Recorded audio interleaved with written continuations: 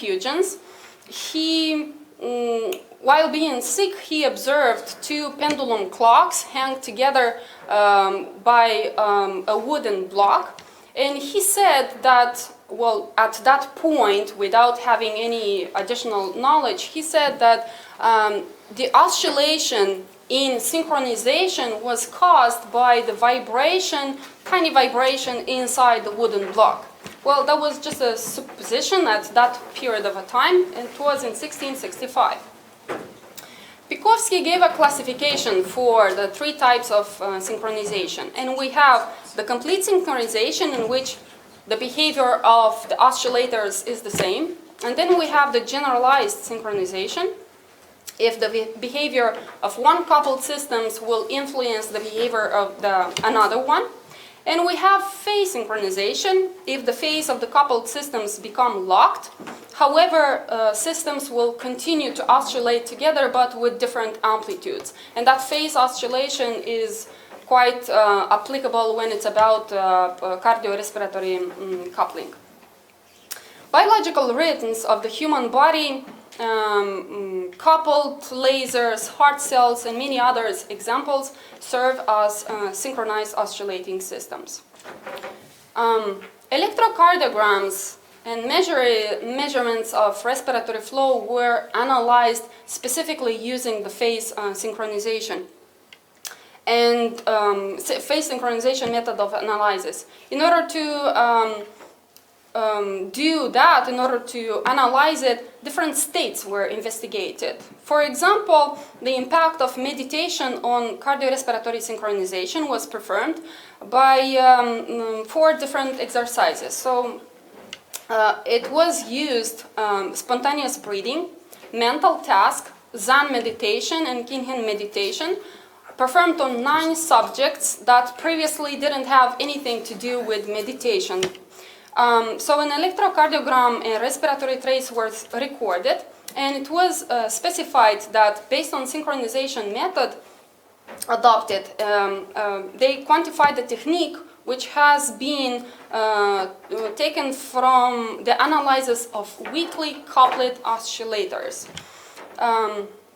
Phase synchronization as well has a great application when it's about anesthesia. So anesthesia, the depth of anesthesia was concluded that can be observed, can be detected using the synchronization phase method. However, it was a study of Toledo.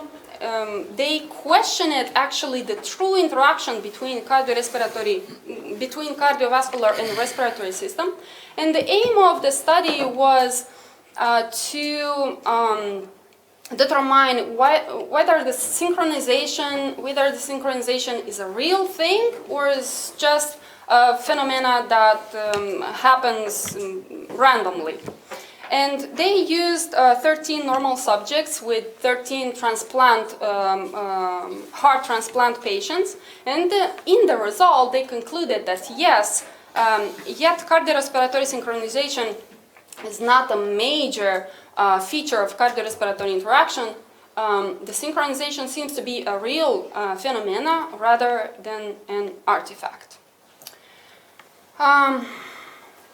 Each of the methods discussed in this paper provide valuable data about cardiovascular and respiratory interaction.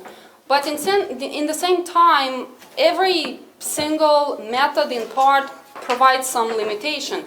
So we cannot take just one single method in order to describe the complex interaction between the cardiovascular interaction. We would say here that cardiovascular and respiratory system, these are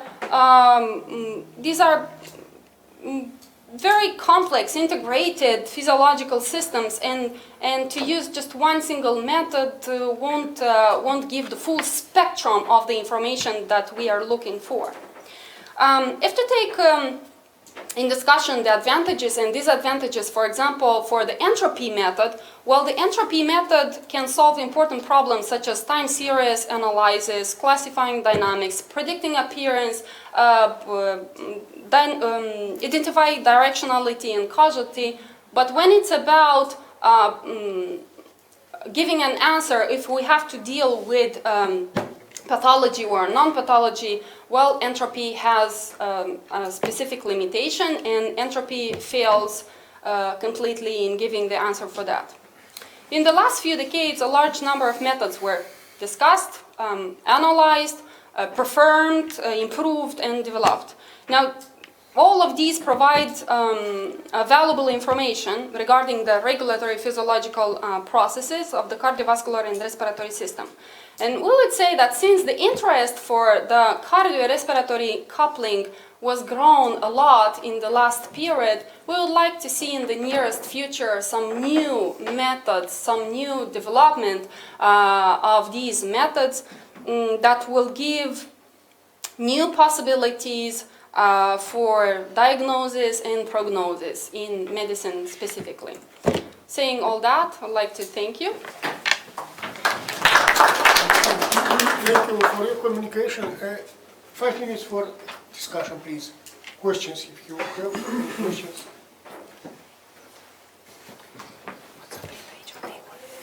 No question. I have one of questions. What is entropy? When you introduce entropy, you must have, for example, an etalon. Right. If all go about with this etalon, entropy is equal to 0 because it's all okay.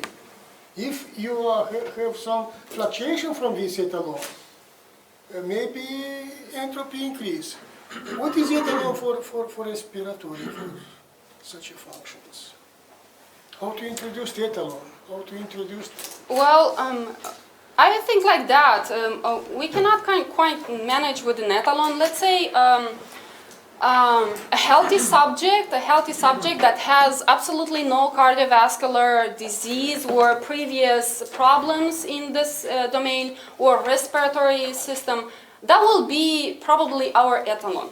Now, if we will introduce the chaos, we will introduce, I don't know, probably stress or post-stress. We'll introduce different pathological conditions, and some parameters will appear, and we kind of like have to deal with these parameters. Actually, that's the quite primary purpose in determining these parameters. In order, if you would like to model,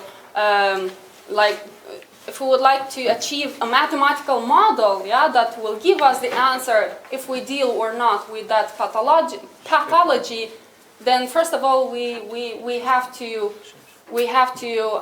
it's necessary to have information regarding those hidden parameters. Yeah, and by the way, these will introduce the entropy and the chaos. Other questions? Yes. Go ahead. Mrs. Tonu, you started with the presentation with a worldwide problem, which is the cardiovascular disease, which is indeed a problem. Many deaths are because of this cause. And then you gave a series of methods that studied this system. And I would like to ask you, which one of them is the most efficient one in solving this problem? And if there is an efficient one, do we really need more methods? Aren't there enough methods of studying this system? Thank you for your question. I thought you'd like to ask me what's my favorite method of investigation. Go ahead, please. The answer is no. There is no one single method that will provide us with enough information. Yeah?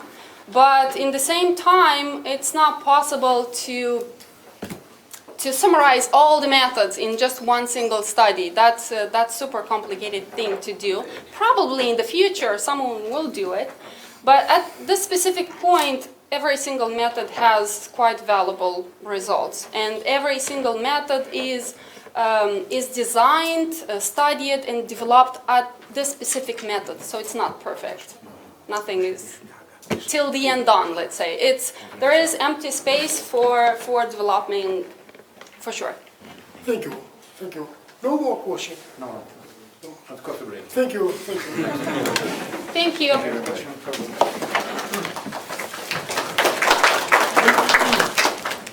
Tudor Deșleaga, next communication. the realm of communication is quite big. It is recording of breathing and so on. We will look, we will discuss together. I remove this one or It will help you. no. This is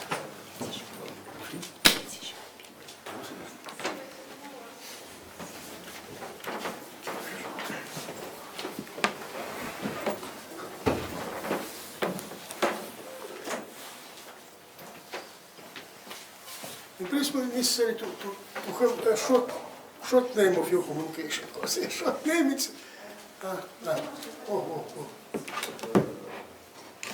recording, breathing, pattern. Dear colleagues, I want to discuss shortly about our research. Its name is recording of the breathing pattern and the test with the controlled hyperventilation in subjects with borderline type personality disorder. And it's the result of the work of this group of research in University of Medicine. Then first, the borderline personality disorder. It's a mental illness marked by ongoing pattern of various mood, self-image and behavior. And these symptoms often result in impulsive actions and problems in relationships. Then people with this borderline disorder may experience intensive episodes of anger, depression, anxiety that can last from a few hours to days. The other problem, if the percentage is the number of these borderline disorders, it's very high in our population. It's about 15 till 17% is considered. It's this borderline personality disorder is most common disorder in this case. And we evaluate the respiratory pattern in this borderline disorder. Then the evaluation of this respiration, of this respiratory pattern can highlight the different psychological traits. Also can be applied in patients with personality disorder and affective disorder together, like anxiety, depression, obsessive disorder, compulsive disorder. And also can help to choose a specific biofeedback method to try to treat this respiration, abnormal respiration that can be in this disorder. Then we recorded about 200 persons and we applied the PID-5 test.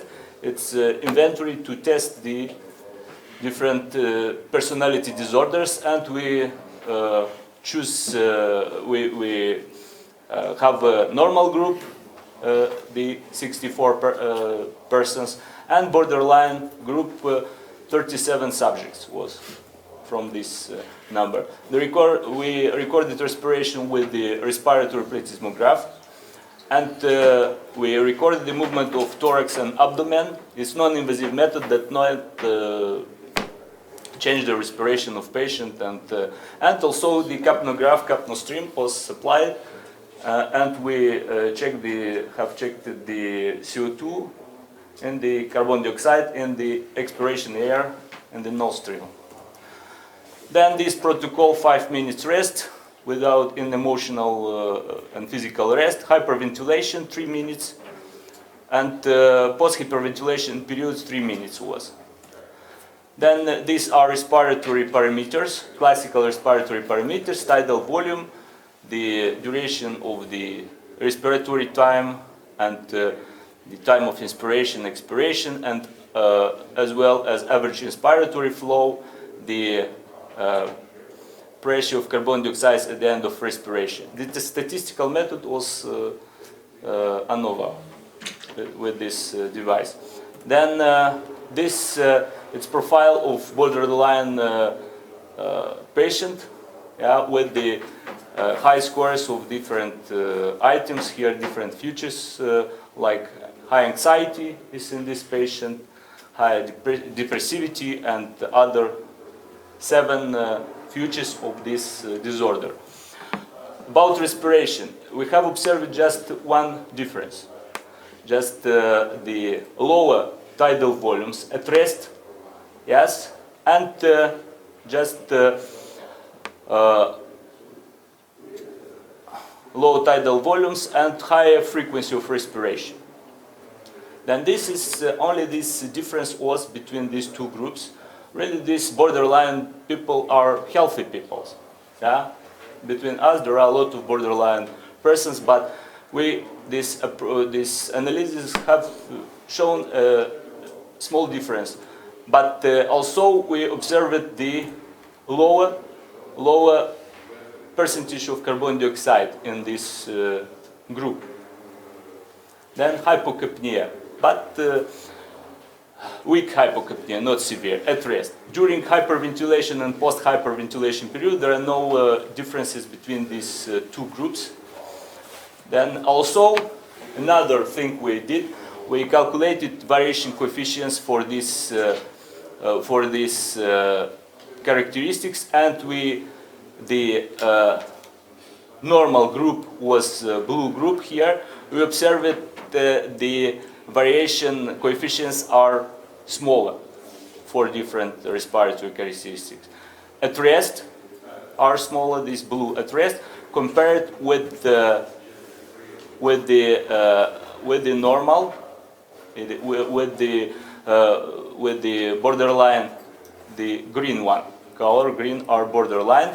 They have shown the a little bit larger variation of the parameters. But to discuss this thing, this is a global variability of respiration, yeah, and generally we planify to apply also the method to see these differences with the entropy my colleague discussed, to see maybe there are differences in complexity and of this variability in borderline people. Then it's for a future. Then conclusions: the lower tidal volume and higher respiratory rate, and lower the carbon dioxide level in borderline disorder was. And also one of the 7 futures of the test PhD have shown the high level of anxiety. And probably this explains the changes of the breathing pattern caused by influences of anxiogenic structures on the brainstem respiratory center. Thank you.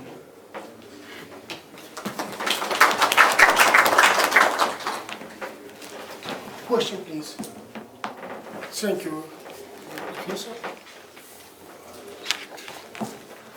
I can remove here. Maybe Yes. if it's, I'm not specialist in these fields, but you talk about disorder. Personality. Personality, of course.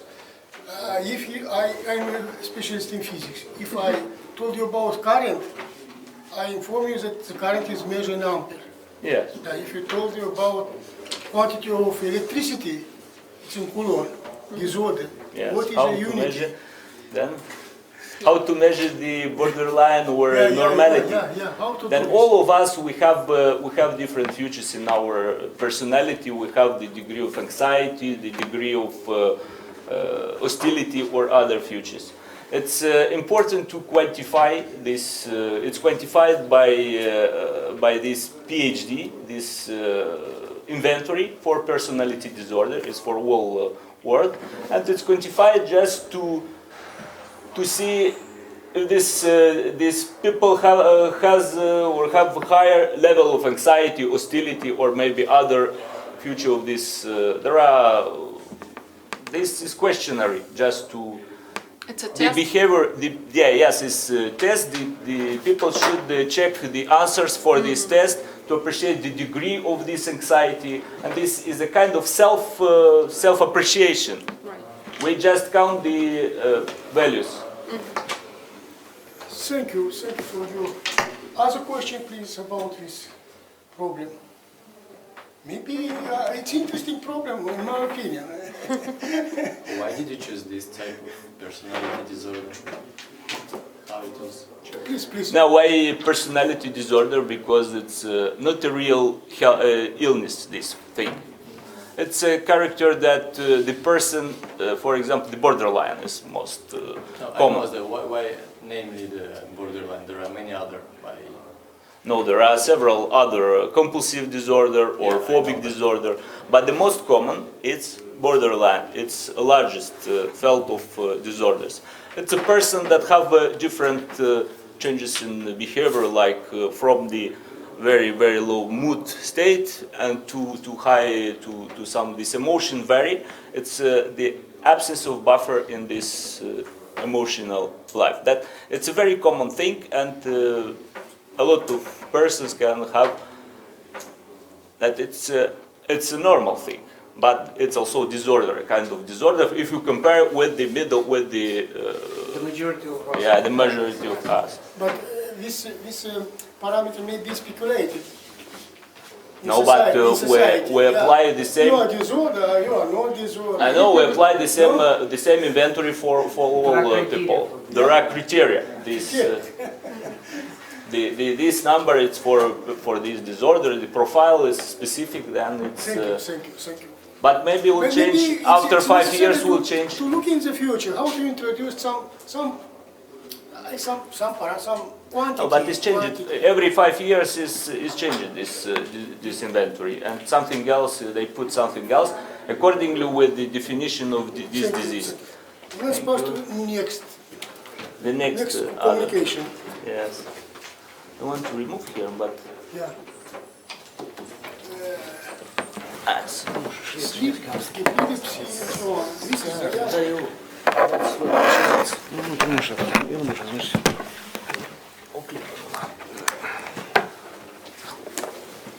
Professor Kiosk. Thank you, I'm not the professor yet, but thank you. So, good afternoon for everybody. I am Vitaly Kiosa. I am researcher in the department of Professor Gropa's Neurology 2 department. It's a common work, it's a long study work of almost 12 years from the 2006 when we managed to obtain nice equipment in our laboratory. It's an EEG equipment for long-term EEG recording. So you are studying epilepsy.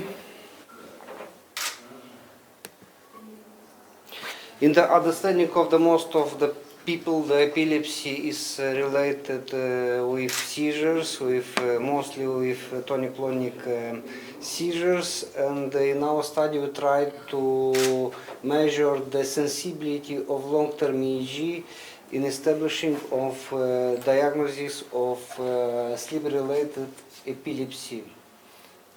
So here we have a tonic-clonic seizure, but a little bit of the history. So from the time of Aristotle and Hippocrates, the epilepsy was divided in the epilepsy with daytime seizures, with nocturnal seizures, and the epilepsy with seizures randomly in the sleep-wake cycle. So during the day, during the wakefulness and the nocturnal seizures too. If to discuss about the epilepsy with nocturnal seizures, the seizures are divided in two types. In hypermotor seizures type 1, so the origin is the ventromedial cortex. Here you can see the seizure. So the marked agitation is related with clinical signs in anterior, posterior,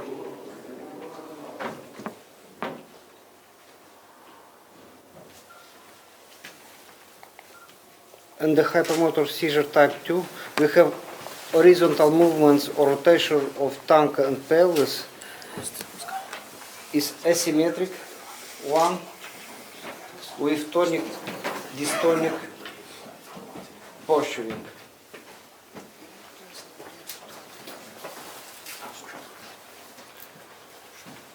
We have 3 levels of certainty in order to establish the diagnosis of nocturnal seizures. Is the witnessed one, the video documented one, and video EEG documented one. So the first one is based on anamnesis. So the patient is coming with the relatives, and he are discussing, and he could tell us about the symptoms. Video documented, we are living in the 21st century, so everyone has possibility to record the seizure. So the second level is video documented one, and the highest level is video EEG documented, and on this level is based our study. So the study, we have performed a long-term study during the 12 years. We have investigated almost 3,000 of patients with a lot of EEG recordings. The equipment is DeltaMed and is still working despite of the time, almost 12 years. We have selected 300 patients, and our group was 115 patients with nocturnal seizures. Here we have the general characteristic with demographic and clinical data of these patients. So shortly, the most of them were males from the urban area. The mean age of the study was 18 years. The mean age of the disease onset was 14 years. And the disease duration from onset until study was 4 years. So, in order to appreciate the utility of long-term EEG recording, we have divided the criteria like for the sensibility. So, real positive results we have appreciated when we have no epileptiform discharges during the standard VUG, but we have the presence of epileptiform discharges during video EEG telemetry or long-term EEG, presence of epileptiform discharges during standard video EEG and recording of an epileptic seizure during video EEG telemetry, and the third one was presence of epileptiform discharges during standard video EEG and epileptiform discharges during the video EEG telemetry in new regions. The real negative results type A were the presence of epileptiform discharges both on the standard EEG and long-term EEG recording, and real negative results type B, we have the absence of EEG of epileptiform discharges both during standard video EEG and during video EEG telemetry. And here we have finally the results. So real positive results we had in 79.1% of cases, real negative type A in 8% and 12% real negative results type B. And in conclusion, video EEG telemetry is the method of choice in case of epilepsy with nocturnal seizures, but you have to keep in mind that in 12% of cases there are no EEG discharges and no seizures. In these cases, the rather high possibility of false negative diagnosis. For patients with high negative results, only recording of the epileptic seizure of any paroxysmal events is helpful for the correct establishment of the diagnosis and starting the appropriate treatment. Several words about the patients. Here we have recorded night nocturnal seizures in patients, and we have the conclusions that, for example, in this girl, the onset of the seizures was when she was 11 years old. She was referred just in time to our center, and the disease duration was a week maybe. She now is controlled by epileptic treatment. In other guy, this one, for example, he is not controlled, but because the diagnosis was established too late and the seizure duration was more than 4 years. Thank you for your attention. Quick question, please. No, So, no question? no question. Maybe. Yeah, question. Je peux parler en français ou en Yes. Yeah. don't understand English. French we... По-русски могу или по-французски? Можно. Давайте по-русски. Давайте по-русски, да. Давайте по-русски.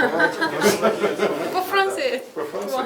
Меня интересует, можно ли использовать кардиопроцессы для прогнозирования приступов эпилепсии, ну, в частности, РР-интервалы, к примеру, это ритмограммы, или последовательность кардиосигналов, ну, холтеровское мониторирование, к примеру, используя. По ударам пульса. Есть ли методы? Дело в том, что эпилепсия связана иногда с желудочковой аритмией. Слабо, правда, связана. Есть корреляция. Вот. В Харькове Институт неврологии занимался лет 10 этой проблемой прогнозирования эпилепсии. Вот. Задачу не решили. Я почему задаю вопрос? Мне предложили заняться предсказанием приступов эпилептических по сигналам, которые характеризуют частоту сердечных сокращений. Вариантность ритма, да? Да, я разработал математику, которая в свое время, это было 2 года назад, она опубликована в Англии, в частности, монография тоже в Англии вышла. Там используются РР-интервалы, и используется свойство нестационарности этих интервалов. Когда наступает сердечная фибрилляция, или фибрилляция пресетлия, аритмия, самый жесткий случай, можно, во-первых, идентифицировать с очень маленьким риском, 0,01% риск второго рода. Вот. А можно и предсказывать от 10 секунд до 10 часов. Вот можно ли эпилепсию по подобным сигналам предсказывать? Потому что я сейчас этим, есть возможность заняться, и хотел бы знать, есть ли что-то подобное у вас. Коротко можно ответить? Пожалуйста. Перебираем время. Да, пожалуйста. Можно коротко, да, можно коротко. У здорового человека или у больного с эпилепсией? Больной уже. Лучший метод для прогнозирования приступа больного с эпилепсией – это электроэнцефалограмма. Ну, Да, к сожалению, да. это сложно и технически. В реальном времени. Вот. Что связано с сердечным ритмом? Есть и публикации, в которых Есть, да. есть публикации. Чем чаще ритм, тем больше вероятность возникновения эпилептического приступа. Чем реже ритм, тем вероятность меньше. И связано это с активностью нашей парасимпатической нервной системы. То есть преобладание парасимпатической нервной системы связано с более редким возникновением эпилептического приступа. Не нужно забывать еще о таком моменте. Вот посмотрите, короткое видео, 30 секунд. Смотрите, электроэнцефалограмма, да? Раз. Что это? Асистолия. И посмотрите на пациента. Да. Это может быть связано. Первое, это может быть у него или эпилептический приступ, который возникает из инсулярной области. При инсулярных эпилептических приступах может быть асистолия. Вторая возможность, это может быть синкопальное состояние, которое связано с аритмией.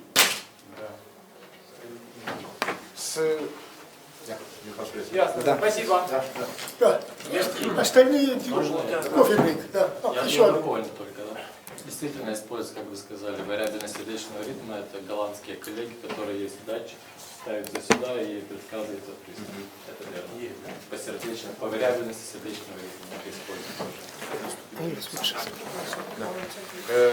The next presentation is alteration of brain structure linked to myoclonic epilepsy.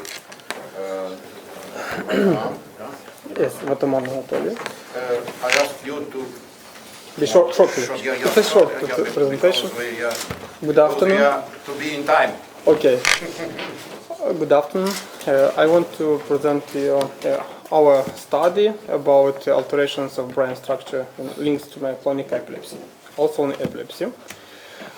Epilepsy is the most common chronic neurological disorder that affects over 65 million individuals worldwide.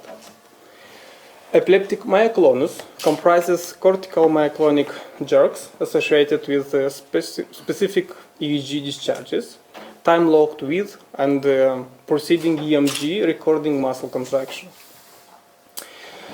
Patients with myoclonic epilepsy are expected to have normal neuroimaging findings when studied by a conventional MRI scan. However, subtle abnormalities of brain morphology have been reported. They are conflicting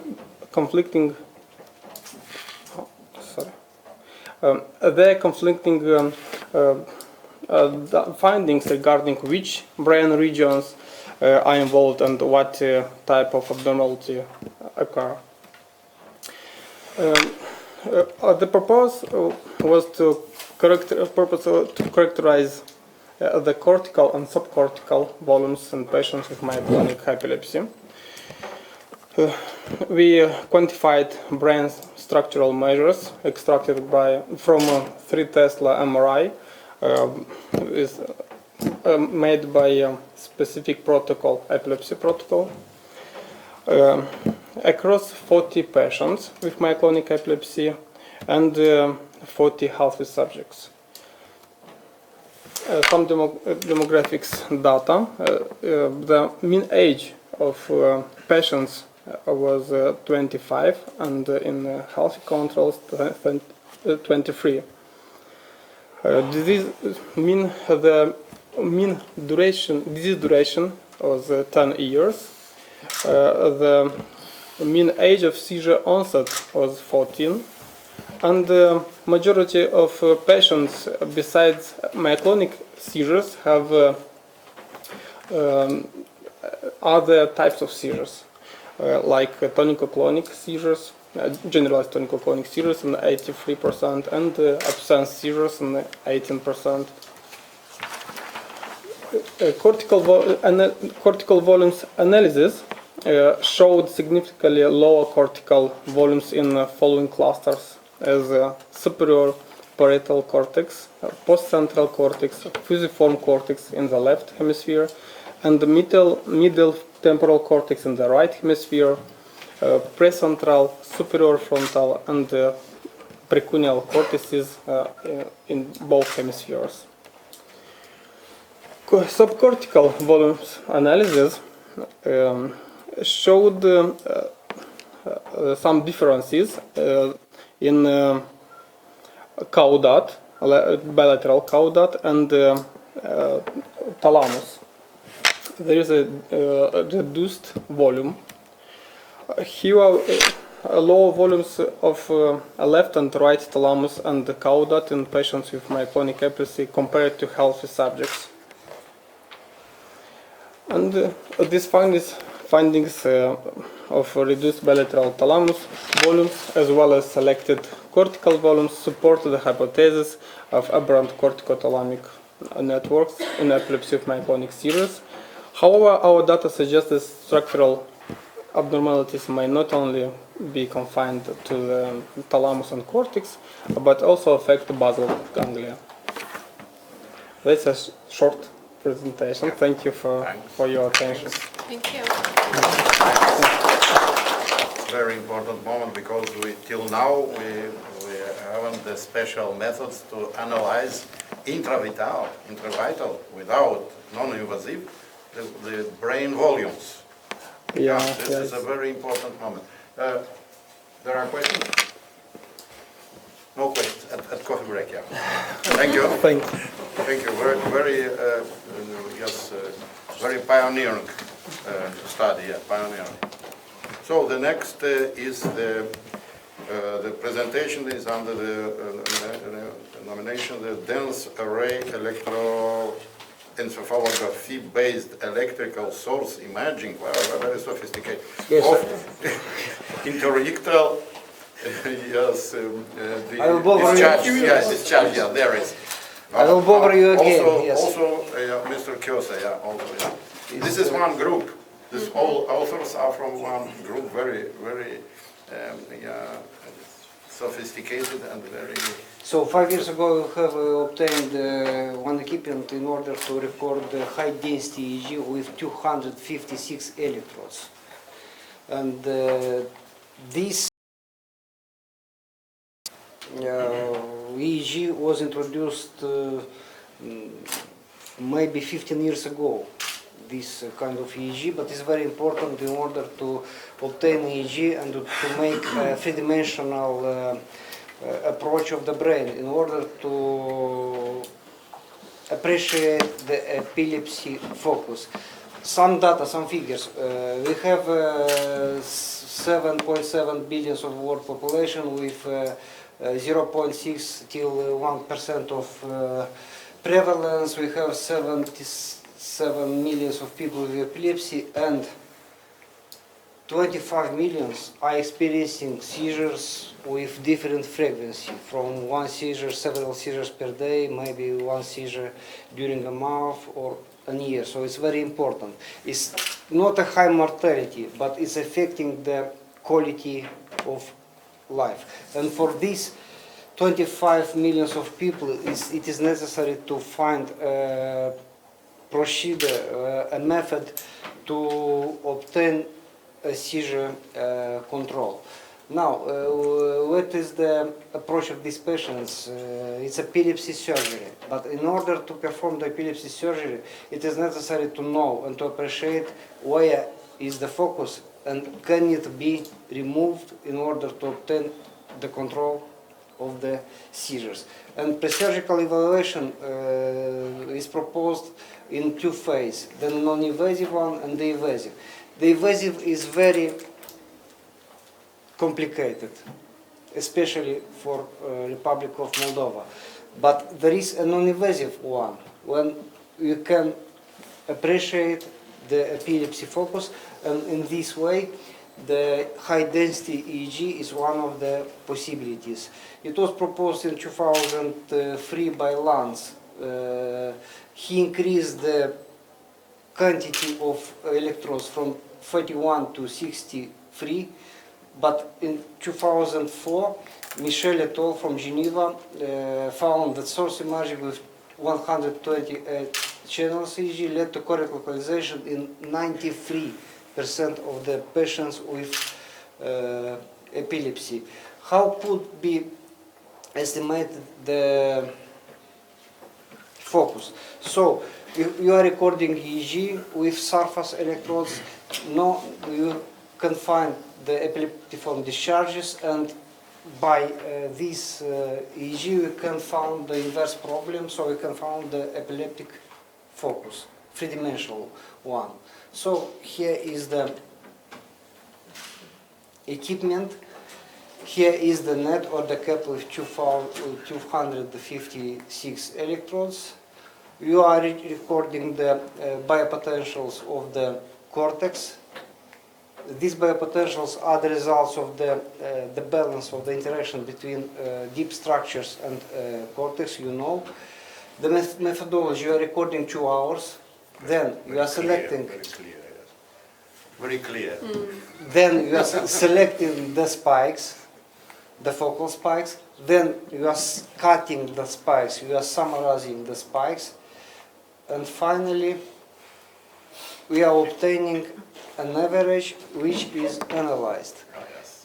These EEG data are combining with MRI data, and finally we are obtaining the focus. The second and the most thing that could it be removed, because you can imagine if the focus is placed in Broca area, in Wernicke area, or in any important area of the brain. We have investigated 20 patients with different localization of the focus under treatment, pharmacoresistant one, and we have appreciated, for the example, this patient, the 5 patients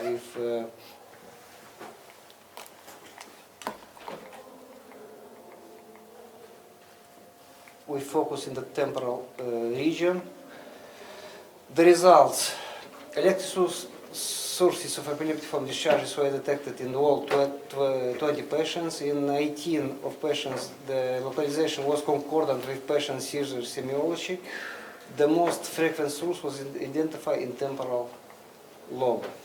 It's an accurate modality for localization of epileptogenic brain areas in the pre-surgical evaluation of drug-resistant epilepsy patients, but we have limitation. The first limitation that we are appreciating the source with finite head model, but not with the patient MRI, and we need the software which will allow us to combine the proper patient MRI with his EEG. This is the first one. And the second limitation in order to perform the surgery is to appreciate the cartography, the functional cartography of the brain. To appreciate where is the motor functions, where are the our language and the other very important functions. Thank you. Thank you very much. It's very, very interesting. Yeah. Do you have questions? Yeah. Questions? This is very impressive. Presentation, just a short question. Have you any complications in the post-operative period? And how many? During which period? In post-operative period. We have no operated patients. You are determining just non-invasive where is the focus. The next step will be the surgery, we hope. And what is your meaning about evaluation of the surgical methods of operation such category of patients? What do you mean, sorry? What do you think? Is it good methods for treatment, treat such pathology? I mean, about surgical methods. Is the only method, because you have. So, if you discuss the approach of all patients with epilepsy, 45% of patients are controlled by the first drug. Plus, 15% are controlled by the second changed drug. Plus 15 of the patients are controlled with several drugs, till 4 or 5 drugs. And 30% of epilepsy patients are candidates for surgery.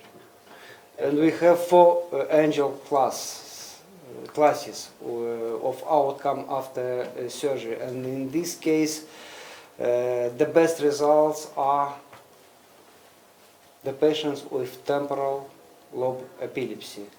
The worst results are the patients with frontal lobe epilepsy because of the some peculiarities, including the connections. Temporal plus epilepsy, so many reasons. Thank you. Thank you very much. This is a real contemporary neurosurgery and neurophysiology. I'm just being a neurophysiologist. I'm very happy to see these presentations today in Moldova. The next presentation is the remodeling of cortical structural networks in multiple sclerosis. Dr. Cholak.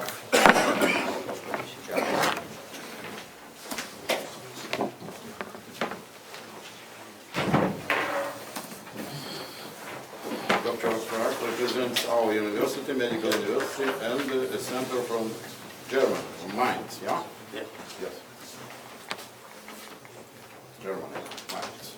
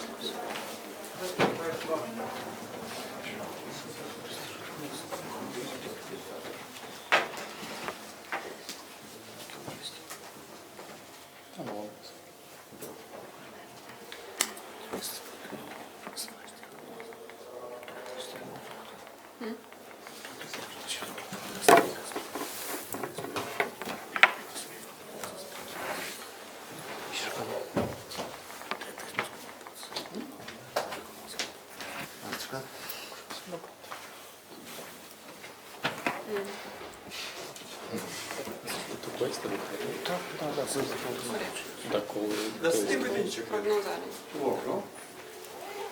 Da, ima još 6 sekund.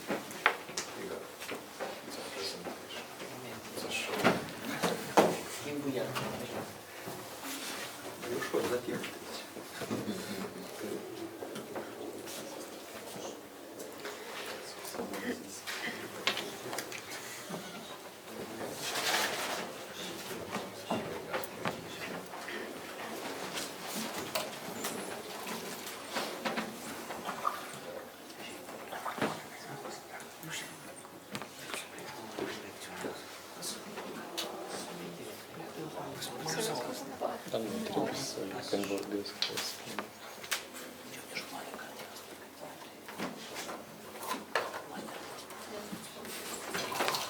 Там профессор магазин с батарею.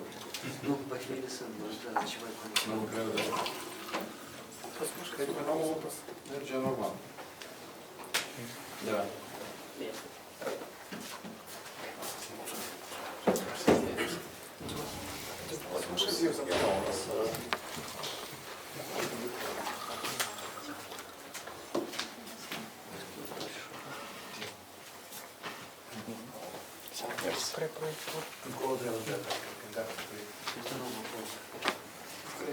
Okay. Hello everyone. I'm going to speak about the neural networks in a neurological condition which is called multiple sclerosis. So, brief intro on multiple sclerosis. Multiple sclerosis is the most frequent inflammatory disease of the central nervous system, which affects the brain and the spinal cord. So, it's considered that it arises from the interaction of the environmental factors, such as low vitamin D intake, the geographical area, and the smoking, and your genetic background. There are some specific genetic loci which control or increase the risk of multiple sclerosis. So from the interaction of these two factors, dysregulation in your immune system occurs, and the cells of the immune system, of the immunity, they become activated, and they attack the cells of the brain, which result in the patchy appearance of different lesions in the brain, which induce sensory, motor, or visual problems in these patients. There are different modalities which bring us closer to understand this disease. So, beginning with the microscopy, like confocal microscopy, or some tissue preparation, different types of stainings, which are a window to the pathological changes in multiple sclerosis. Continuing with the genetic studies, genome-wide association studies, or some genetic ablation, they characterize the genetic profile of these patients. And of course, different types of metabolic studies, including all these types of omics, metabolomics, proteomics, lipidomics, which characterize all the molecules which are affected, which are involved in the disease. And different animal models of multiple sclerosis, or tissue sections, or cells in the culture, or brain, acute brain slices. And of course, in the clinical practice is the MRI, the conventional of T1, T2, and other sequences, and of course the non-conventional MRI, which is diffusion tensor imaging or functional MRI spectroscopy. And there are, of course, emerging different other modalities which are based on the modalities which were presented, and which answer, of course, other different aspects on the questions which are not answered by the other modalities. So I'm talking about the neural networks and the concepts of graph theory. So the brain is composed of the neural cells which are interconnected between them, and this constellation, these clusters, they are called networks. Each network is composed of the node, yeah, and the connections between the nodes are called edges. A hub is a node which maintains the functionality of the other nodes. A constellation of the nodes with a specific function is called a module. And a sub-network of a module is called a motif. And these neural networks, they can be characterized in different dimensions, in the temporal, topological, or spatial. A single node can be a single cell, or a population of cells, or a brain region. The topological characterization can be characterized motifs or modules or on a global level. The connections between the nodes are characterized by the term is called connectivity. If there are anatomical connections between the nodes, this connectivity is called structural. If there is a correlation in a task between the remote brain regions engaged in a function, this is called functional connectivity. And the effective or directed connectivity describes which region causes a change in another region or drives another region. This is called effective connectivity. So it was believed that MS is a white matter disease, like it affects only the white matter, but later it came clear that it also affects the gray matter, and not only like certain region, but it looks like it also affects in a diffuse fashion the brain. So by affecting the connections between the neural regions, this damage from the MS lesions, it causes some disruption in the connections. This term is called disconnectivity. So our aim was to understand how the networks in MS patients, they change their behavior in order to adapt to these lesions, and how to maintain the proper functioning of the networks. For this one, we are running a project which also describes an epilepsy patient, but now we are on the stage of the multiple sclerosis. We enrolled 40 patients, and as a control group, we include healthy subjects, also 40, and we performed the MRI to characterize the structural networks, and then next stage is the characterization of the functional networks by the EEG. So how do we derive the network parameters? First of all, the patients undergo MRI. From individual MRI, we extract the cortical thickness in each region. There is 34 regions per hemisphere. And then we generate correlation matrices by correlating the cortical thickness values from each hemisphere, and by incorporating into specific softwares, we get the networks, and characterize the networks with the specific measures. Here are presented. First one is modularity. Modularity is the ratio between the connections inside the module and the ratio and the connections outside the module. So higher the modularity, it means that there are more connections inside a specific module. Clustering is the probability of a node to be interconnected to the other nodes. Higher the clustering means there are more connections. It means this region is more segregated. A local efficiency describes the information transfer in a module. Higher the local efficiency means higher processing in a specific region. And global efficiency, it averages all the local efficiency within the whole brain. So what we get by comparing the neural networks in MS and in healthies, so we found that the parameter modularity in MS patients is higher. That means that the modules are more densely interconnected within a module in comparison to the healthies. There is an equilibrium between the intra and intermodular connections. Also, the patients with MS have a higher clustering coefficient, meaning more also connections inside a module. And also MS patients have a higher local efficiency, maybe due to this increased modularity. and because of the less connections with the other modules. But compared to the healthies, the global efficiency in MS patients were lower. So there are many other different studies which also characterize the neural networks. For example, one German study characterized the networks in a longitudinal fashion and which also showed a higher modularity in MS patients, but they didn't see any changes in global efficiency. And here we proposed a theory of network collapse in these MS patients, meaning that with the clinical evolution, these patients have relapses, like deterioration in time, and the structural damage also increases with the clinical worsening. At this time, network efficiency, it compensates or on a high level to counteract the lesion burden, and the networks, they compensate for the clinical decline. But at certain type, the networks break down.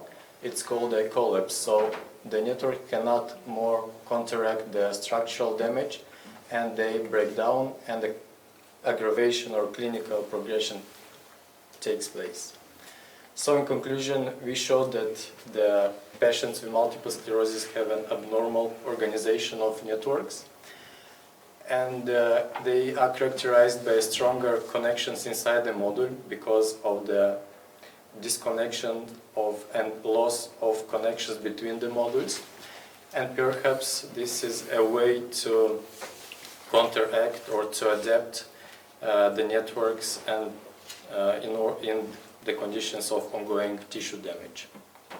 And I'd like to thank our colleagues and the German colleagues. Thank you. Please, questions? I feel that we have only one step to real functional visualization of our brain due to this method. It's impressive. Yeah. Some signals in this neurotalk, it's possible to establish. Yeah, of course. You can use anything. You can use EEG, and you also make functional networks. You can read some signals. Yeah, of course, signals. Yeah, of course. You can use there are hierarchical networks which can take brain, spinal cord, and muscles. Also the coherence, time frequency domain. If you send the signals from external, you can change maybe some process. Yeah, of course. For example, next speaker is about TMS. So, for example, using electrical or magnetic stimulation of the brain, you can alter the functioning of the networks. Yeah, of course. Other questions? More questions? Thank you. Thank you. The last presentation is multifocal repetitive transcranial magnetic stimulation and novel paradigm in migraine treatment. Dr. Leacu, yeah. I'm very happy. It's for my former student from physiology. Yeah. Okay. How many? 6 years ago, maybe 7. Well, actually, yeah, maybe 6. So good afternoon, everybody. My name is Pavel Leacu. I shall be speaking about RTMS, but from a multifocal point of view, multifocal approach. So in treatment and management of migraine. So first of all, just a few slides about migraine. So migraine is one of the most popular headaches, essential type of headaches. That is a recurrent, chronic and progressive disorder. There is an average percentage of headache that is present in an adult population is about 51%, from which 15 to 18% is predominantly migraine, and also it is more sensitive to female populations. And in 2016, a meta-analysis has approximately found that about 1 billion people is worldwidely has migraine. And in these people, the risk of developing depression and other affective disorders is from 2.2 to 4 times higher. So this is a very invalidating and very damaging from a social point of view also.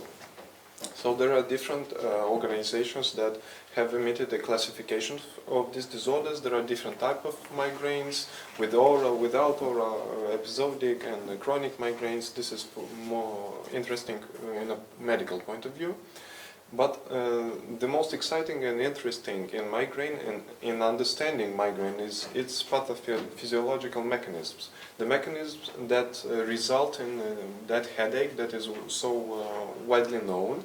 And this is as complicated as interesting to understand, because this allows us to modulate different functions regarding on the points that we could change their activities. So, if we're talking about transcranial magnetic stimulation, we're talking about direct stimulation of the cortex. This is the upper area of the brain, the gray matter.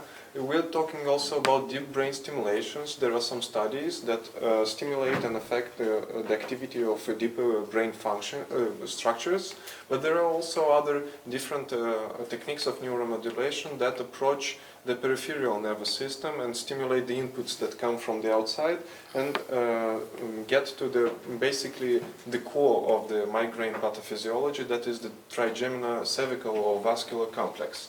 There is also a very interesting and complicated cascade that develops intracellular, but I shall not approach it because it's quite complicated and it will take us a lot of time. So, having understood or partially understood that, we're thinking about our treatment approaches. And this is where we can have acute treatment and preventive treatment. We can have pharmacological and non-pharmacological treatments that I will be speaking and addressing in my talk. But regardless of the type of treatment that we provide to the patient, we should always base our knowledge on evidence-based medicine. So it's basically the information that comes from the randomized control studies and the national and international guidelines. Okay, so what is transcranial magnetic stimulation? It's a non-invasive method that uses magnetic stimulation, it comes from the name, but at the core, at the basis of it, it has the electromagnetic induction phenomenon. So maybe if there are people with a more profound knowledge in physics, I shall not address this matter, but actually, basically what it does, it induces changes in the neuronal activity, either networks or even cells, that either in result modulates the activity of the brain functions and the brain networks. So this is how the first device looked in 1984. It was introduced by Baca, and it's quite a big one, but magnetic field that when put over the head, over the cortex, could induce a movement in a patient's limb. So basically what they did, they stimulated from the periphery through the cortex, the corticospinal tracts, that would result in the activation of a muscle at the periphery of the body of the patients, and they recorded this activity through an electrodes, AMG electrodes, and they could get an actionable potential. So this is called the compound muscle action potential. This is only for diagnosis, so to speak. So this is how our device and a modern device looks like now, and it has lots of different coils for different applications. The ones that are more focalized in the form of a butterfly, and a more widely stimulate, and the round ones are for stimulating a more widely area. So, being presented in 1985, discussed, there was an increased interest in the research in this field, and numerous publications have been addressed and presented, but mostly all of them address the unifocal approach. So this is the unifocal single pulse TMS stimulations, and I'm talking about strictly migraine now. So other ones have tried, with the progress, that it was possible to address not just one single pulse, but a repetitive stimuli. And there were also publications that addressed repetitive magnetic stimulation, unifocal one, in migraine patients with very good results and very long-lasting results. So, having analyzed all the literature, we have came with an idea to develop a pilot study that would address the migraine, the treatment of migraine through RTMS from a multifocal point of view. So basically this is the concept of our study, and it includes a 1-month screening period, then 2 weeks of alternate day stimulations of RTMS, and a follow-up for up to 6 months with different interviews and assessment through different scores. So our efficacy points, primary outcome, was the mean change in the baseline in migraine frequency and days, and intensity, the severity of the attacks, through the whole follow-up period. The second outcome was improvement in the HIT, this is headache impact test, migraine impact and disability assessment score, and a headache disability index. These are scores for measuring the impact on the functional and emotional states of the patient. And another exploratory outcome proposed by us was migraine-free intervals and protocol safety, because this was quite a new protocol developed. So the stimulation protocol consisted of 2 steps. And this is, by the way, an ongoing and enrolling study. So the first step was using 60% of the motor threshold. A motor threshold is the intensity of stimulus that has to be applied to a specific cortical motor region that would induce that involuntary muscle contraction and movement of the limb. So in the first step we stimulated only with 60% of that in order not to induce those movements, because that was not our intention, on a more vast area of the cortex. And then the second step was to stimulate focally different regions with 85% of the motor threshold. So our stimulations were done according to the stimulation procedures, respecting the International Federation of Neurophysiology Committee safety protocols and recommendations, and through our study no systemic reactions were recorded or serious adverse whatsoever. So this is just a preliminary report on a group of 42 patients that had from 2 to 15 attacks of migraine, characterized by the international classification. This is the group characteristics. The patients were subjects. The subjects were randomized pretty good, and we obtained 2 homogeneous groups with the frequency of headaches pretty similar, and in general very similar scores at the baseline. So our objectives was the assessment of multifocal RTMS stimulation paradigm efficacy in migraine prevention, a TMS protocol tolerability in adult patients with episodic migraine, to determine the changes from baseline in migraine frequency and intensity after neuromodulation, and elucidate either TMS can induce improvements in the evaluation scores. This is some of the preliminary data in changing in the frequency of migraines, and we could already see that there is a very profound change in the frequency of migraines even at a 4 weeks period, and that consisted through 12 weeks in the real stimulation group compared to the sham stimulation group, and it was statistically significant. When we were analyzing the visual analog numeric scale, that actually does quantify the intensity of the attacks, that is quantified by the patients, we also have seen very different pictures in different groups, I mean in the real stimulation groups and the sham, the placebo group, that consisted up to a follow-up of 12 weeks.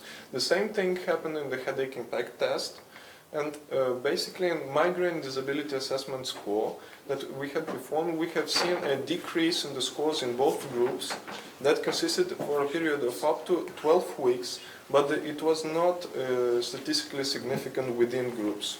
The same happened at headache disability inventory, and this test specifically evaluates the functional and emotional impact of headaches on the patient.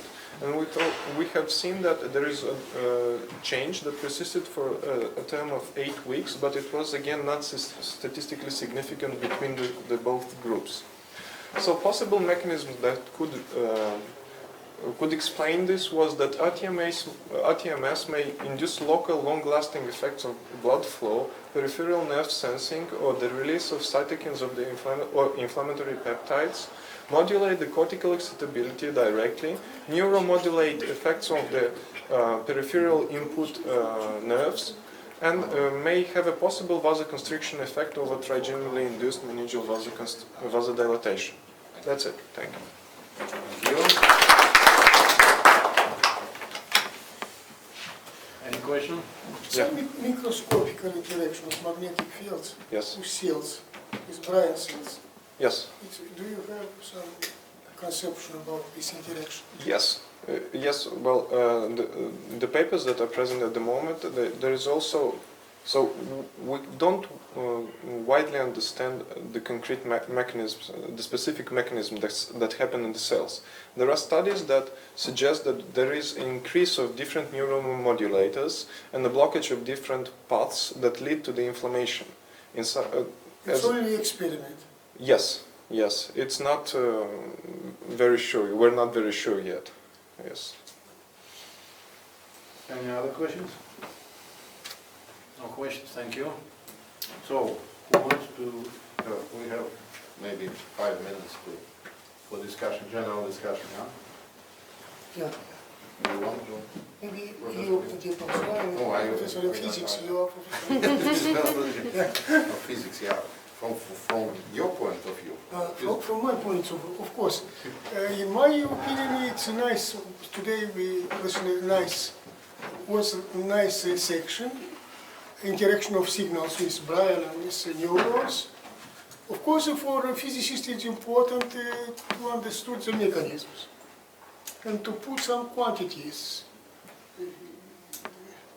This maybe. If you have Duryea, for example, you have some signals, so you must introduce, well, what is this? What is this from physical point of view? What is the quantity of this? Epilepsy, what is the quantity? One man maybe have a small epilepsy, other man have a big epilepsy. What is quantity? For me, it's not so clear. And the second, it's, for example, mechanism of interaction of transmission of information. Is this pulse? Is this simple signals? Do you have some algorithm of these pulses? Can you change the algorithm? Can you introduce the signals in Bryan and put, for example, the hand to move without Bryan? Or include all neurons from my hand to Bryan to other people? And he may think so, Yanaki may change his hand. And my hand must be changed because other Bryan send this from this point of view, as a physicist, a specialist, we are interested in such a science. I don't know if this is possible, but it's clear. So it's more theoretical, yeah? Theoretical, yeah. And the presentation was also using the very sophisticated equipment and ideas and maybe physical processes, another.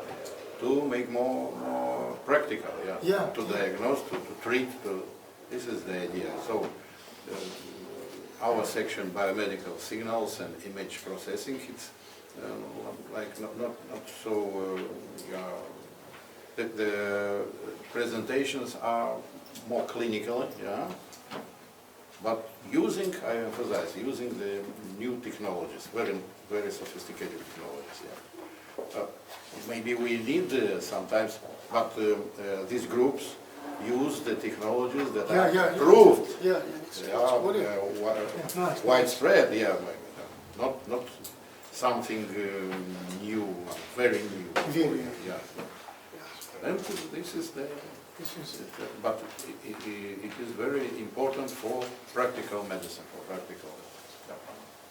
This is our comments, Any comments? Thank you very much for participating, and now we have coffee break.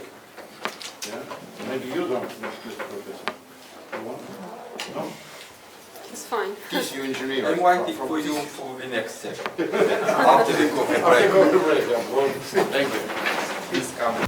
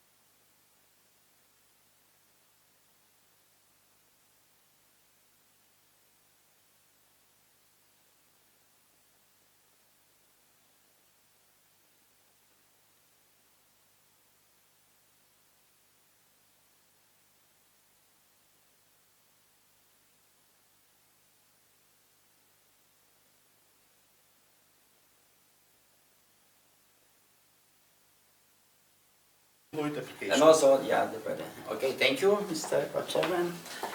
And now, welcome to this session. Let me, I do, thank you.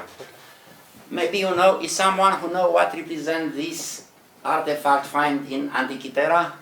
As a told, was the first computer. What it means computer, not a calculus machine to make only simple calculus, but it was reconstructed and you introduce something, some position, and after doing some movement you could compute trajectory of an astronomy. It means it's a real computer, not only a calculus, like an abacus, chutney, how to say this one, yeah? Okay, and my question is, do you think that as is could work at the seaside plus 40 Celsius degree and then Mount Olympus at minus 40? I think yes. But maybe you remember or you find, the younger people, at the beginning of computers in 50s, 60s should be very stable temperature, 20 degrees plus minus 0.5, very stable humidity. But, especially for young people, I think you could not accept that that laptop doesn't work properly on the mountains and also on the seaside. Not to say this one. What it means, this device now are robust against high variation of environment, and I present some tools and some examples to show how that is done nowadays. Now, outline, motivation, introduction, principles, implemented conclusions, and of course, the acknowledgement. Now, because the title is innovation, make innovation happen, first of all, to tell you what acceptance of innovation I consider here. In general, this is, let's say, Harvard School of Business way to do that, to consider that, and also do some comments why we consider this one. First of all, we start with the human being with creativity. When this creativity produce an idea for a new product or device, something like that, it becomes an invention. That could be patented or not, that is different. But if we stop here and to say that it's innovative, it's not so, because we need also to do with this device to work, and not only to work, but also to have an effect. It means a successful introduction of something new and useful for society in the market. That is innovation. What is a huge difference? Because if it doesn't happen that, we could say that everything is new and fun, it's innovation. It's not. And also statistics tell us that out of 3,000 good ideas, only one became successful in the market. Why? What is missing here? 3,000 to 1. When we discuss about innovation process, we have a good stuff, something good. Good to great ideas are easy part.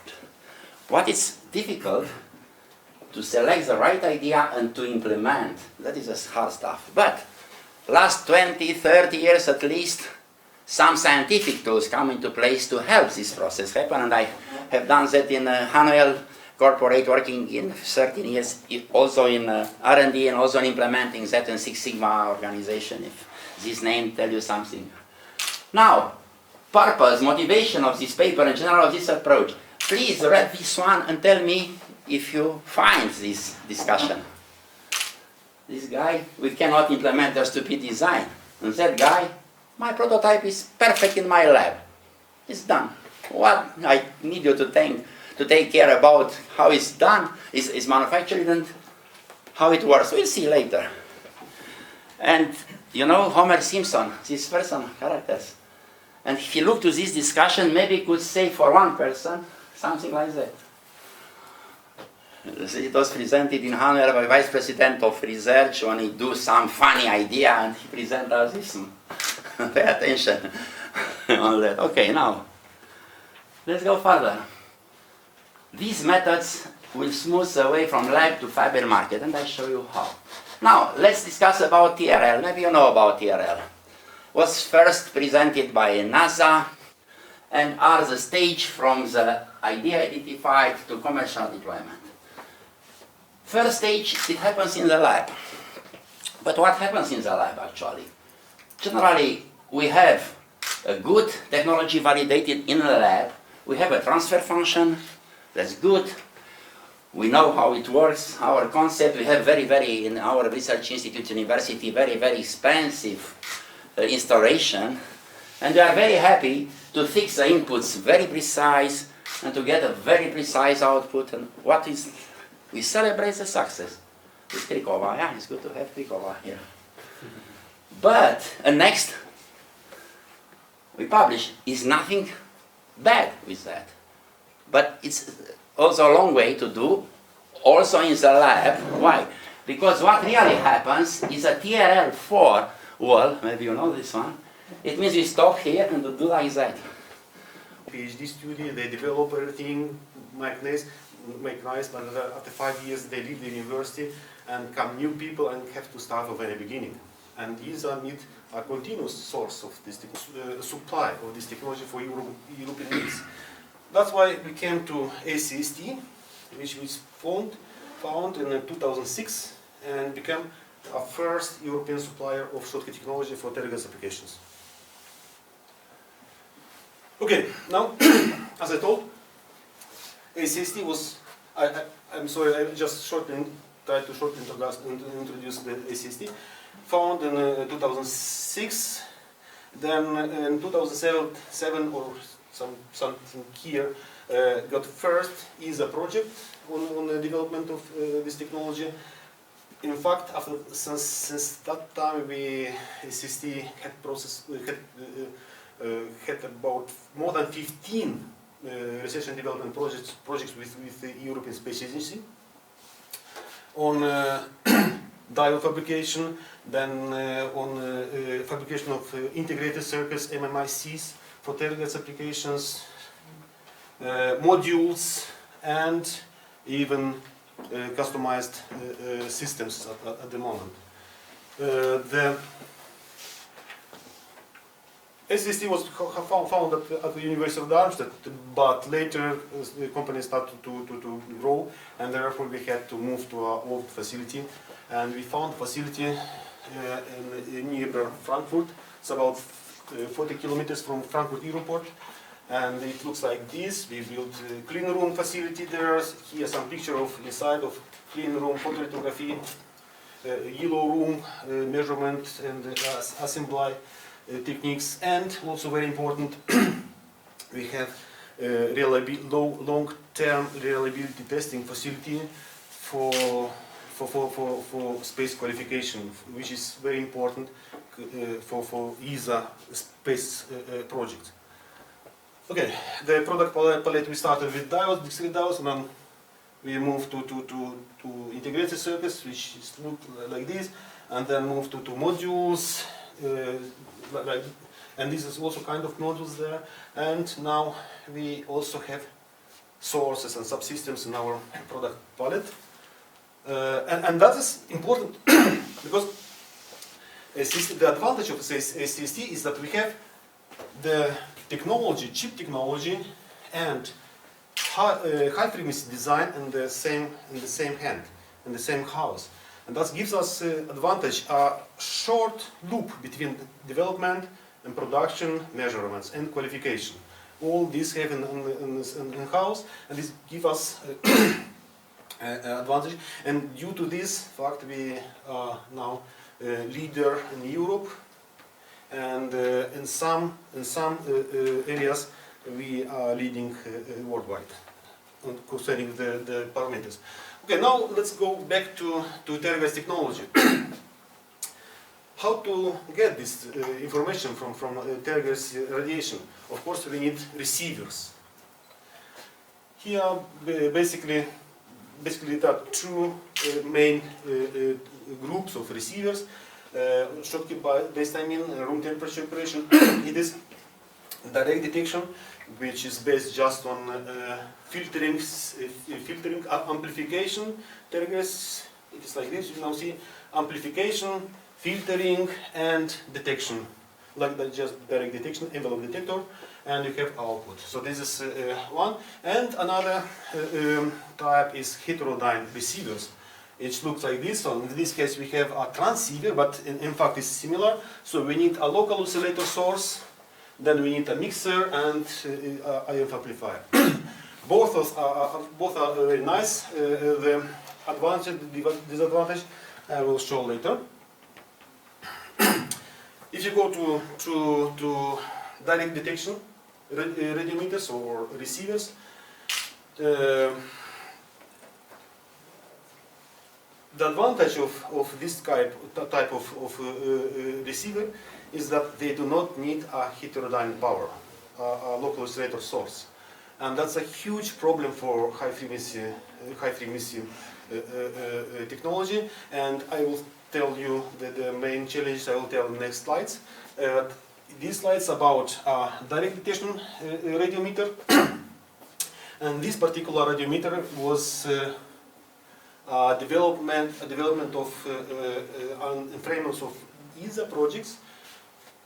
We started in 2009 in collaboration with ESA Estrium. At that time it was, now it's Airbus it's called. The company changed the name. Airbus, everybody knows probably Airbus. At that time it was Astrium, CST, and very nice company in France. So I just wanted to emphasize that European technology. So that's here we have. I showed here European partners. It's not possible by a single partner to develop everything here. We have huge collaboration, very intensive collaboration with other partners in order to get these results. This was first version of detector.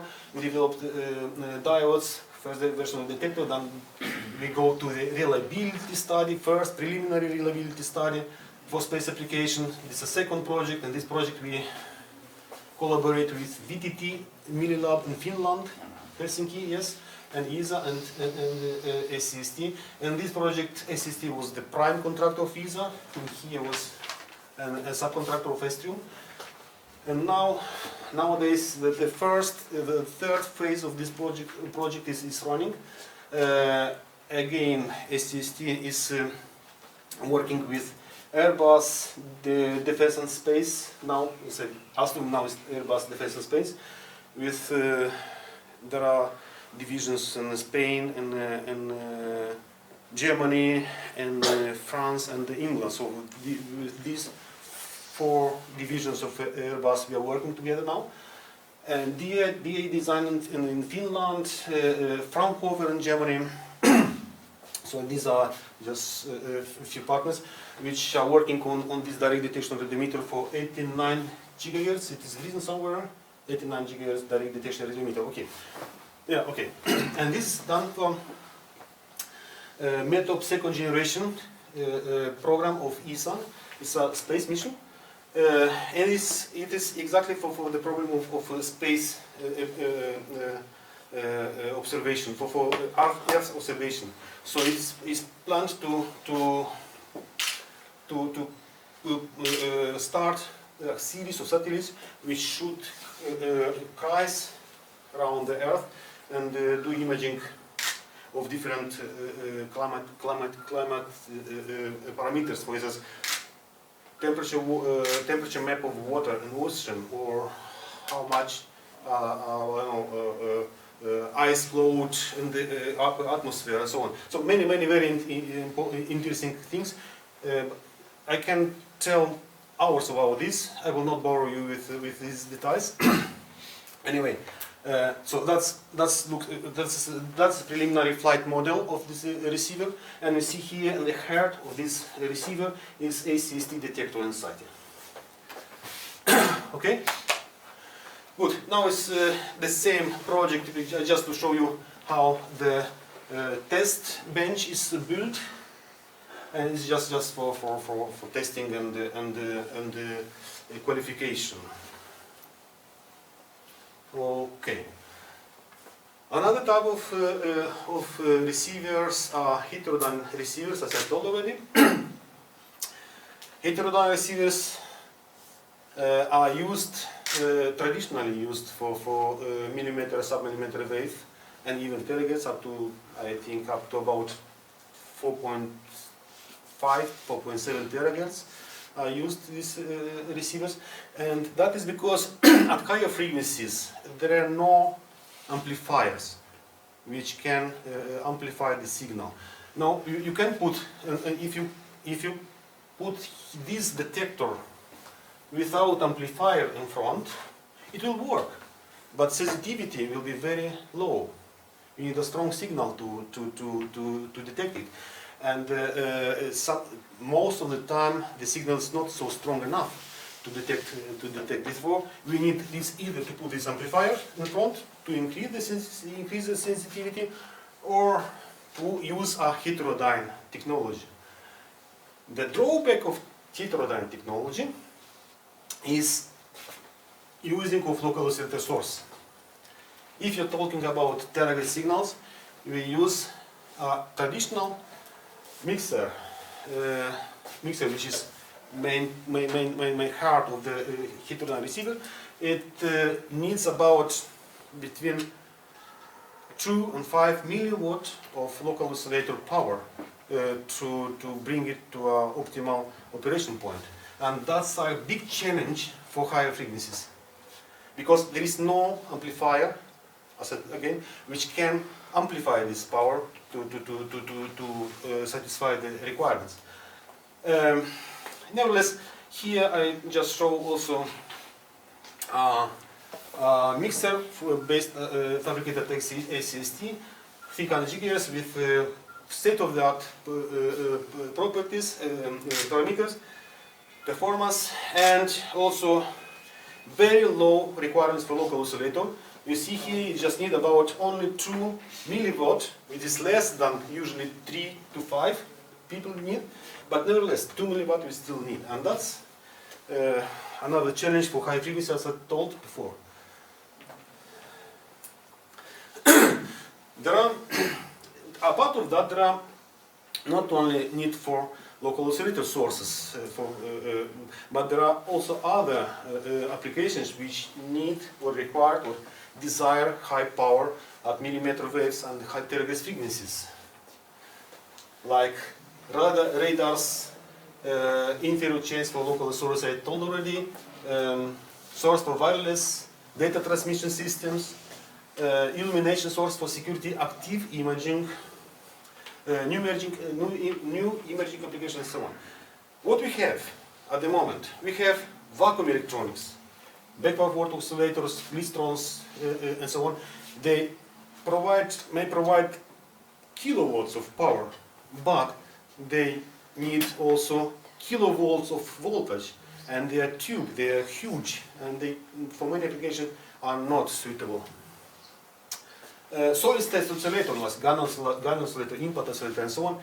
Okay, good, very nice, small, but reproducibility sometimes is a problem, and also they are usually limited below 100 GHz. We need higher frequency. Power amplifiers, gallium nitride MMICs, or also gallium arsenide MMICs, very good. They provide up to 1 watt of power, but they are limited usually to below 100 GHz. Again, 100 GHz is like a drawback, which is difficult to go beyond. And Schottky based multiplier change. So that means people usually bring the signal to the about 100 GHz, amplify by these MMICs, and then use frequency multipliers to up-convert the signal to higher frequencies. This is commonly used approach. But, okay, but the Schottky-based multipliers, the traditional multipliers, are limited, have limited power handling capability. Traditional multipliers can handle only about 200, maximum 300 milliwatt.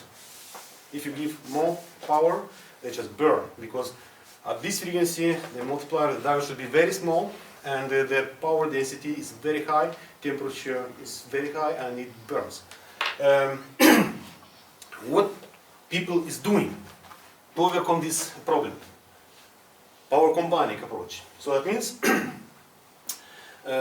the people split the power in several parallel channels, upconvert parallel multipliers, and then combine the power again. But okay, and this bring. There are several types of power combining. They can be at chip level, nice, works well, but it prefers MMIC technology preferred. MMIC technology is very good when you have large series production or mass production, but as long as you have small production, it is not very. It becomes very expensive. And for research, it's okay, but for real life applications, for industry applications, it's not payable. Power combining at module level. It works very well, but there are some assembly complexity. You need just to assemble so many multipliers as you need to multiply the power. At subsystem level, even is possible, and here this picture shows this approach. So we have source, we split the power into parallel channels, upconvert, and then combine the power again to get this power. Nice approach, but you see it's very bulky, very expensive, and this operation for combining, splitting also limits the performance. And for instance, here we developed a collaboration with R2G, radiometer physics in Germany, and a few years ago developed these sources. We got the results, state-of-the-art results, but it looks like this, right? There are even, let's assume even a more complex approach. Even if you need, for instance, 17 dBm at 300 GHz, it's about 50 milliwatt. In order to get this power by passive multipliers, you need about 1 watt at 75 GHz. No traditional multiplier is capable to handle this power. So that means we have to divide it in 4 parallel channels, upconvert times 2, combine here, and again in 2 parallel channels, upconvert and then combine here. So such a system is required.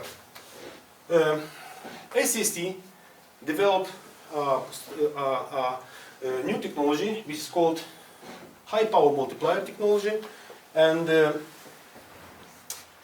so that this power can be handled by a single multiplier here. In this case, we can replace this system by this one. This gives a benefit of bandwidth, system complexity, reliability, volume, weight, cost, and so on. How this is possible? How can we do this?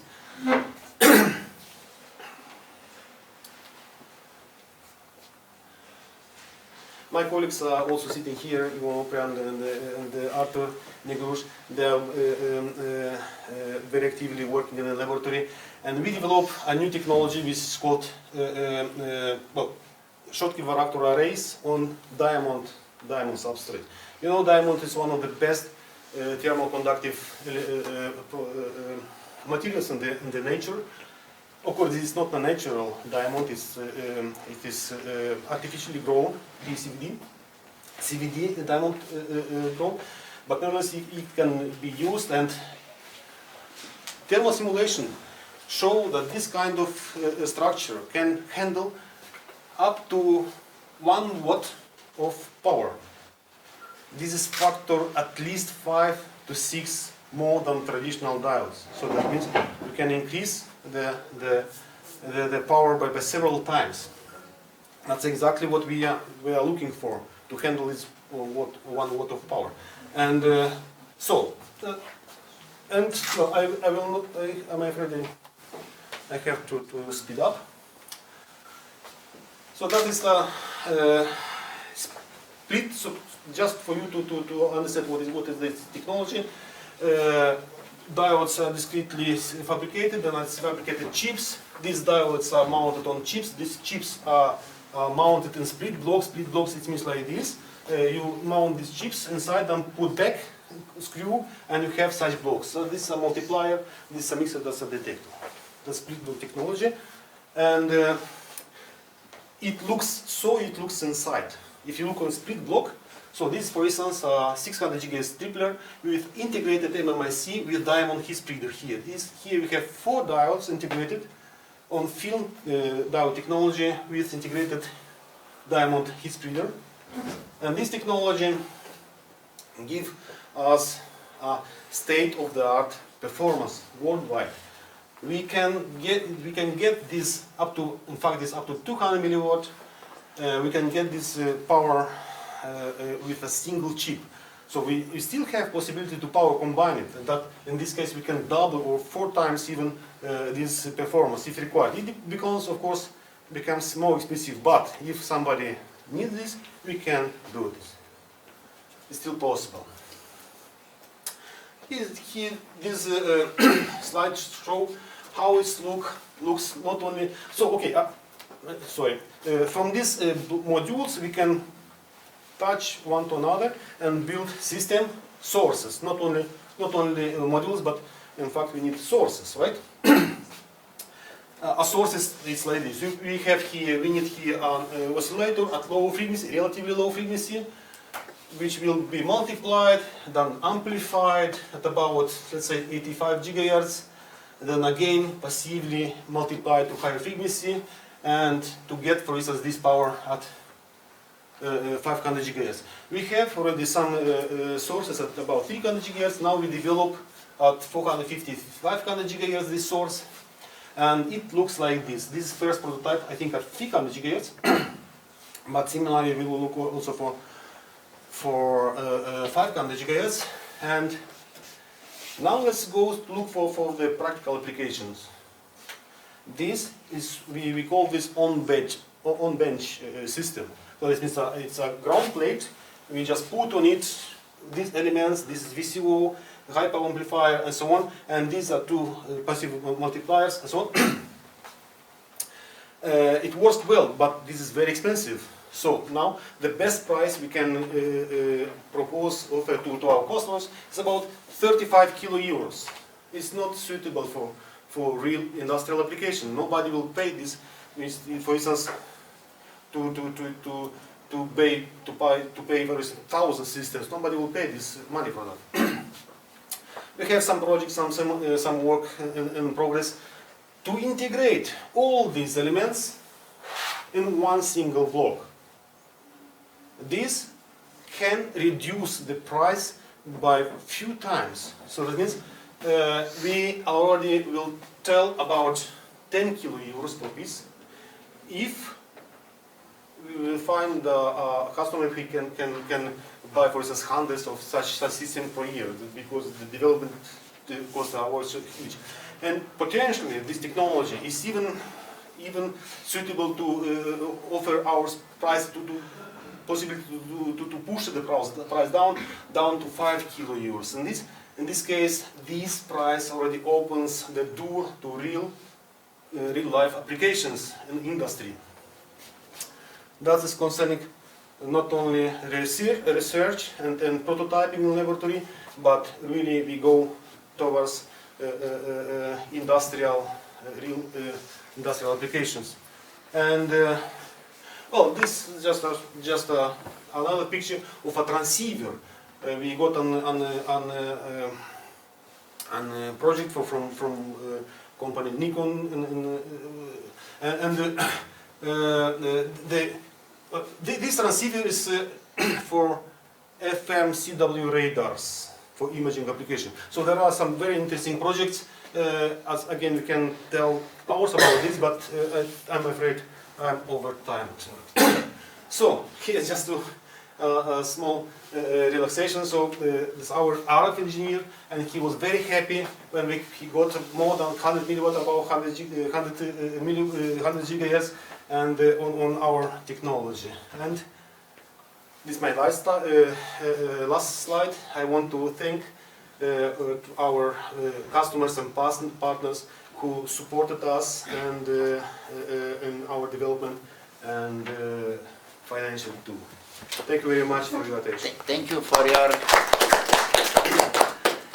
your excellent presentation, and this is a very good example that you achieve a TRL 9, but starting from a very good basic science is not possible. As I mentioned, methods that I present to you are only a strategy, only a supplement, doesn't replace basic knowledge. That is very important, but you should use something different to do this money. Also looking to this, also this money, okay. Also doing reliability is boring statistic, I know, but you could not, it's why, but many other methods. And very congratulations for your work, and congratulations, Professor Hartnagel, because you are the starting important golden point for all it was done, and congratulations the team that done that. Now it's room for questions, comments, please. Wonderful presentation. Thank you. And I know terahertz has lots of application, at least from my side, because I looked at CBRN types of threats. So for that, it has lots of application. You mentioned about the climate change. What are you measuring? I'm curious. For instance, you know, the atmosphere, the lower part of the atmosphere contains much water, and due to this water, it is not transparent for terahertz waves. Right, so because it water absorbs. Right. Water absorbs, and therefore, there are the radiometers on the where, for instance, you know, Chile, it's 5,000 above the sea level, and that where the atmosphere is very dry, and they can look also in space for this. Or there are balloons, there are different approaches. But now the methods of generation is, as I told, they start series of satellites to round the Earth, and they are looking, for instance, they can measure the quantity of ice in Antarctica. They can make really map of ice, or they measure the temperature map, water temperature in the ocean. You can of course go into the ocean and put thermometer and measure, but if you need 10,000 points or millions of points to make really a map of this, how the warm water currents are changing, are moving in the ocean. It's a dynamic process, and this also influences our climate. It's very important to understand what happens in the Earth, or if you can also measure how moves the air mass in the atmosphere with different temperature, with different ozone holes. Everybody knows that there are ozone holes, but why they are forming and disappearing, nobody knows exactly. So with this technology, you can measure ozones and how the holes are with the dynamic processes. And very interesting point is also. I think this climate is a Pandora. Right. It's very good, very interesting debate, and maybe we could continue near a very nice couple of wine of Krikova. Yeah? Just a very interesting point. Just last. So there are some speculations now at ESA and in the scientific community about ice cloud.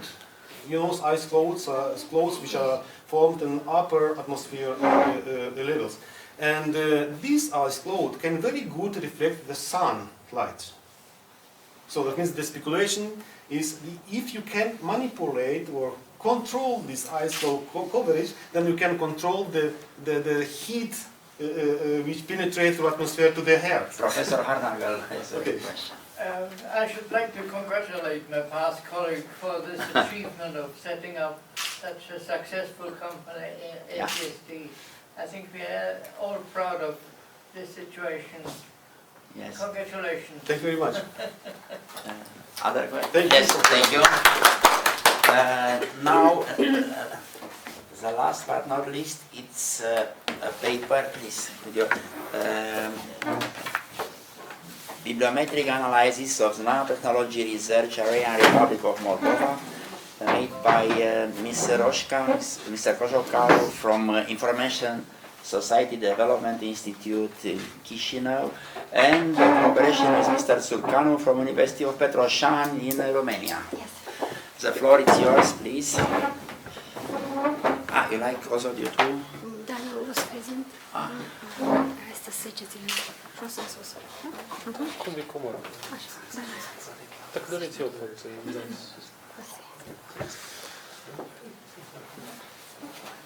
Dear colleagues, dear guests, welcome to Chișinău, and I would like to present a little bit different presentation. It's entitled Bibliometric Analysis of the Nanotechnology Research Area in the Republic of Moldova.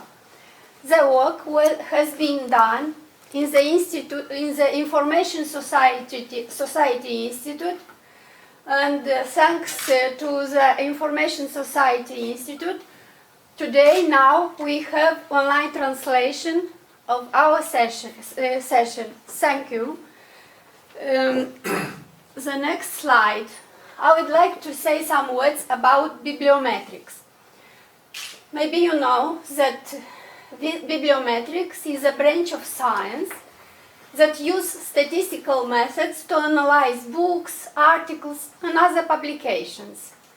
At the beginning of 21st century, the scientists proposed to implement bibliometrics for understanding the development of an emerging technology, as the nanotechnology is. And this method is widely applied in the evaluation process, which is very important for the specialists. The bibliometric analysis of the nanotechnology field in the world has been growing exponentially since the early of 1990s. And in that time, only 20% of papers used nanoprefix terms in their titles and abstracts. And after 20 years, towards the end of the second decade of the nanotechnology emergence, 80% of papers already have these nanoprefix terms in their titles and abstracts.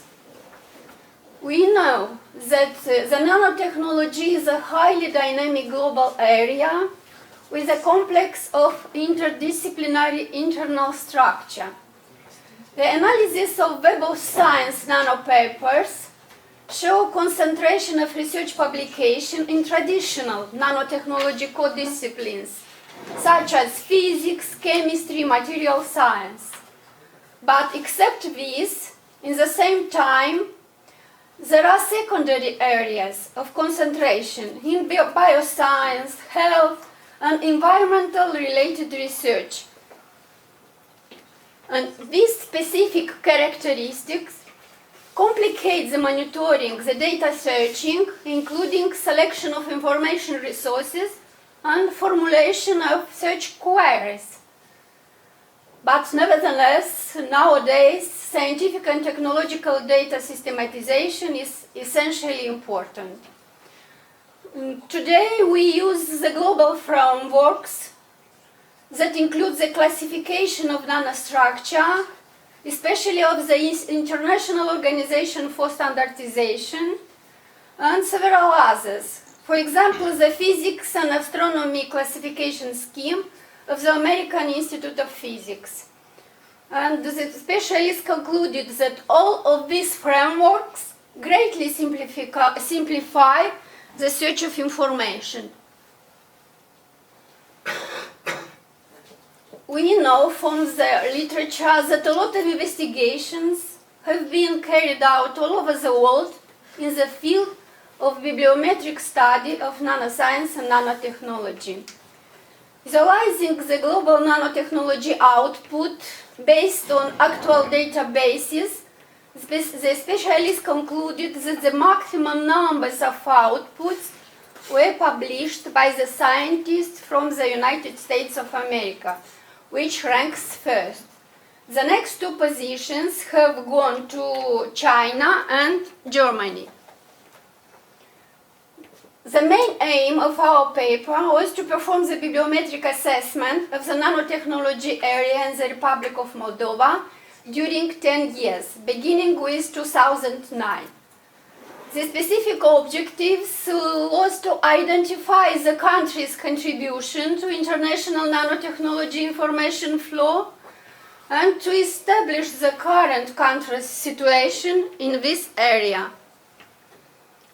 In order to identify the Moldovan scientists' input in the field of nanoscience and nanotechnology, have been used our Instrumentul Bibliometric Național, in English, National Bibliometric Institute. This is the biggest open access electronic library of publication in national scientific journals, and as well as the conference proceedings from the Republic of Moldova, beginning with 1993. We can see that this is a treasure, scientific treasure of our scientific community. Also, we used the StatNano. This is a comprehensive statistical database portal. It was established in 2010 and is a gateway to the latest information and statistics in nano-based science, technology, and industry. The mission of StatNano is to monitor the status of nanotechnology development and policies in 107 countries. The statistics of nanoarticles published by each country are reported by StatNano on a monthly basis and is taking into consideration the Web of Science platform data. StatNano is today one of the most reliable portals for researchers and policymakers around the world.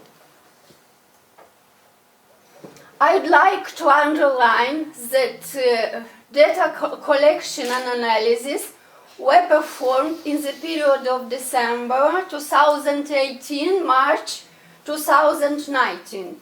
This is very, very important because it is necessary to be taken into consideration because the database's information is periodically supplemented and the data differ from time to time. From StatNano database, we selected for comparison 8 countries: China, France, Germany, Japan, Romania, Russia, Ukraine, and United States. This is the country with which our scientists collaborate more or less. And now results. The indicator called National Priority in Nanoscience. The Republic of Moldova is ranked first in the world at this indicator and is followed by Singapore and North Korea. You can see that the average world figure is 1 and the figure for the Republic of Moldova is 2.4.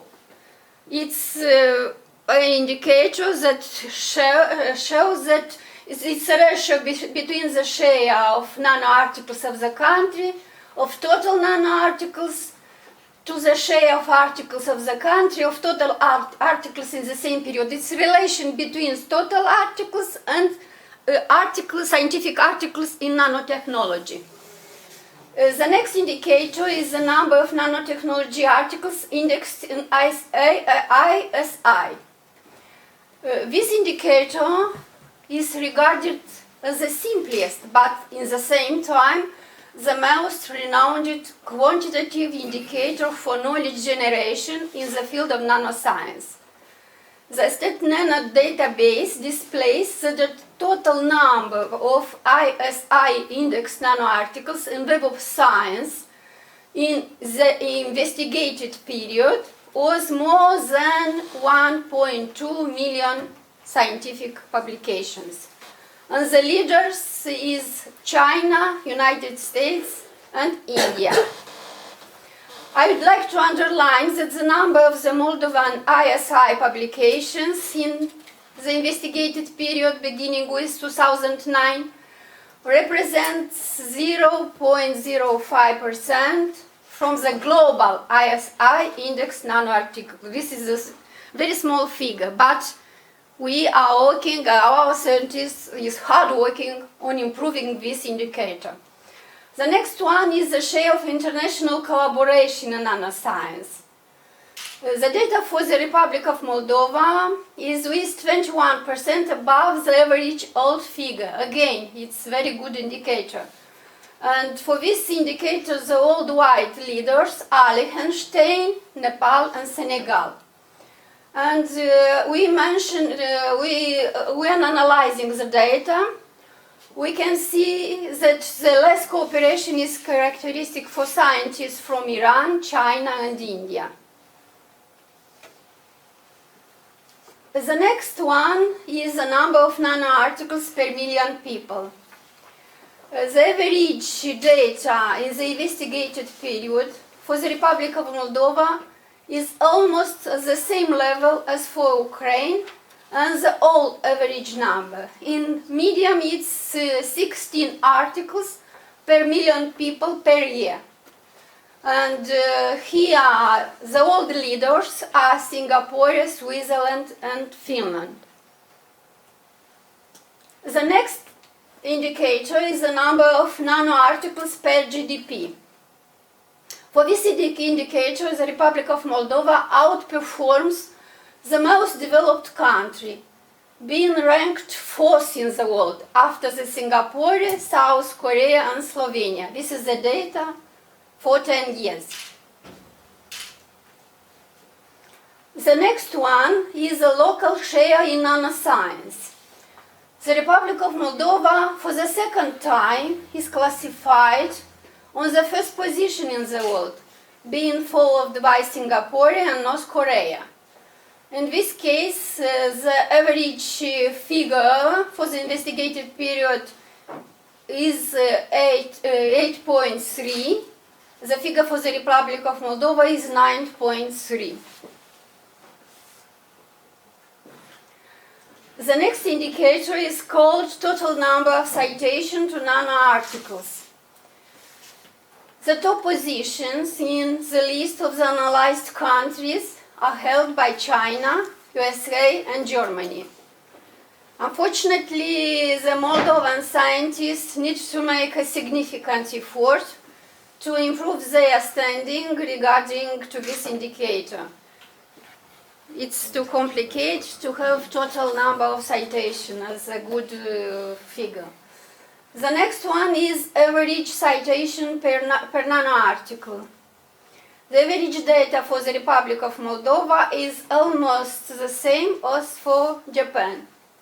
And the leaders for the period beginning with 2009 are Singapore, USA, and Switzerland.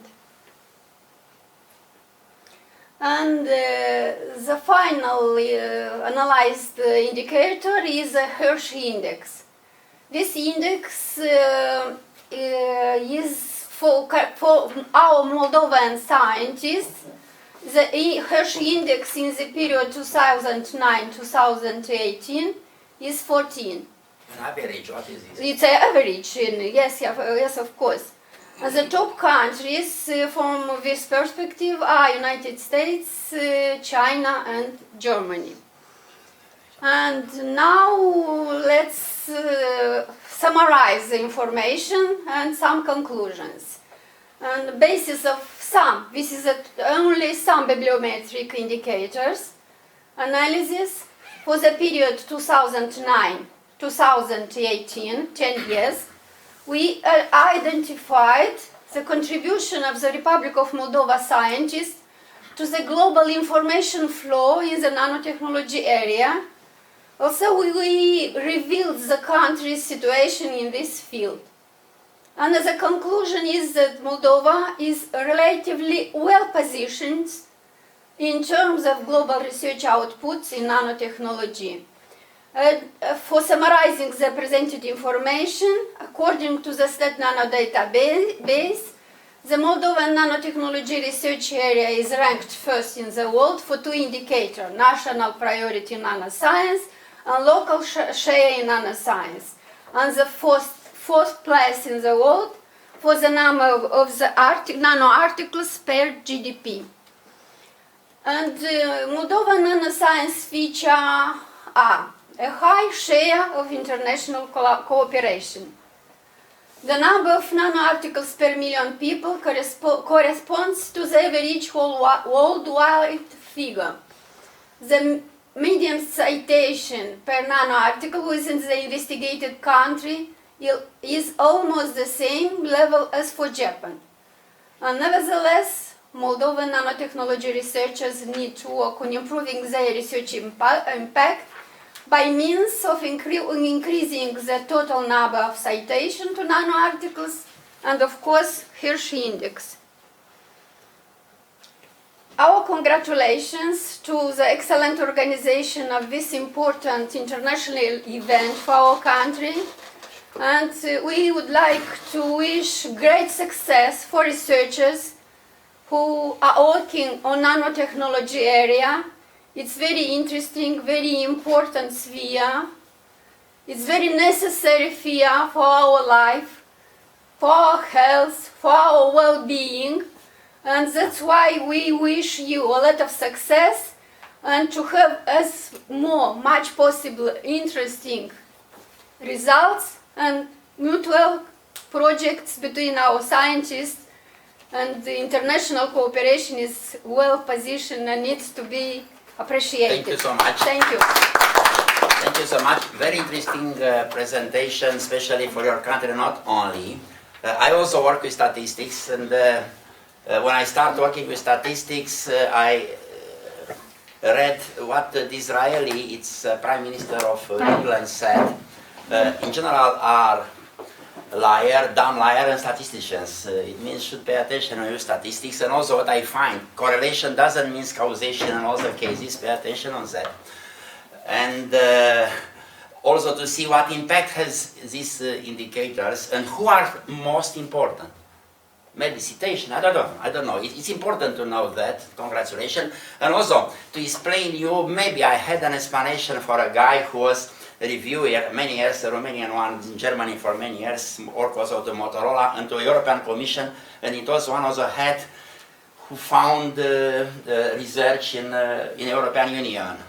It's Andreas Wild, maybe you know him, Professor Harnagel. And he asked us one year ago, what is a short definition, operational definition of nano? And he explained us from his, he observed this one directly.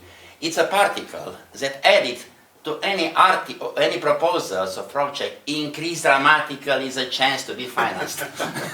So pay attention when you look at nano, number of many nano, but nevertheless, say Deming, in God we trust, or others bring data, you bring good data, but maybe a second look to interpretation of data will help you to have effective, rapid progress. Thank you so much, very interesting. You have questions, please, Professor Harnagel.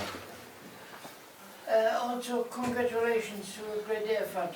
However, I should like to ask you, what are the criteria to select a particular publication?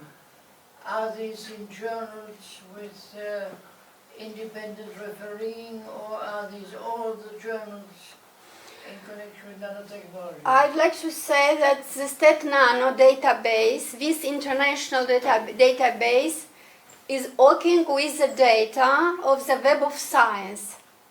This Web of Science is collecting all the information. As I know, the Web of Science is collecting the information only of publication in English. Right. In Romanian, but our scientists published also in Romanian, in Russian, and in this case it's internationally accumulated all the information from Web of Science database. But maybe could I reformulate the question of Professor Harnagel? You know, it's very good you work with this database, but if you look to a set, if you put different questions, you obtain different classification. Yes, of course, it's for instance, in a family, if you ask for eye of colors, maybe it will be daughter with father. If you ask question, criteria is sex, it's mother, daughter, son, further. If you look at blood, it means it's very important what question you put, because you have access to brute data, this is good, but maybe always it's something to improve. First of all, you have good numbers, but I suggest, maybe the question indirectly suggests, have a second look of criteria and to see what's next to do, because it's very good work, but sure, you could have a second look. Perhaps if I can qualify your question, there are journals where you could pay and have articles. Yeah. These are still in Web of Science as compared to being independently refereed. And one of the data where you mentioned US or China, for example, MDPI, it's a outfit from China. Of course, it's in Switzerland. People, those who can pay $2,000 for a journal, they have their articles published, and they have a very large Hirsch index in Web of Science. So people, those who can pay, can offset their number as compared to some scientists from some countries, those who cannot pay. So I think it sort of offsets the data just a little bit, right? Yes, I agree with you. Yes, it's true. Because the information in this sphere is changing all the times, and we have a lot of databases. And then when we're trying to select the information, to analyze, to make the conclusions, it's too complicated. And to see the truth, yesterday I tried to saw the data after some times, from March, after some months. And the data is a little bit different. That's why in this case, this sphere is not easy sphere. But nanotechnology is more complicated and more necessary. But for specialists, especially for policymakers, it's very important to have this look at the area and to make conclusion when it is necessary to select some project, to finance some project, to appreciate some scientists. That's why these indicators is very necessary, especially for scientists, of course, but more for policymakers. And for our government, finally, let's say, because we are expecting it will be financed the best projects, the best results. Other questions, other comments? No, thank you for sure important work for your country, and congratulations, thank you. And at 7 o'clock we could continue a lot of discussion, having a very good wine from Moldavia. Thank you. I should.